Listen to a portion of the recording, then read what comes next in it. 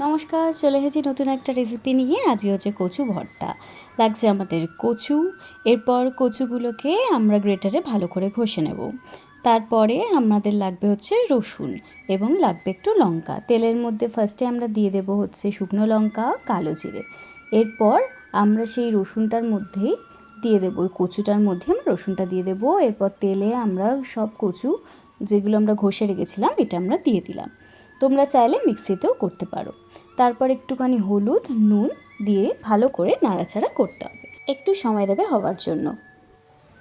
এরপর ভালো করে একটু নাড়াচাড়া করে নিতে হবে, দেখো যেন নিচে কিন্তু লেগে না যায় কড়াইয়ে।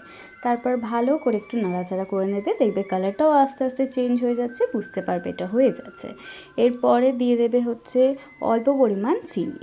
তারপর একটু ভালো করে নাড়াচাড়া করে নিয়েই যখন দেখবে এটা অনেকটা শুকিয়েও গেছে, বুঝে যাবে ইটস অলমোস্ট রেডি। এবং তারপর নামিয়ে দেবে হচ্ছে কচু ভর্তা। দারুণ লাগে খেতে, একবার করে দেখো আর আমাকে কমেন্টে কিন্তু অবশ্যই জানিও। ভালো লাগলে লাইক অ্যান্ড শেয়ার করো।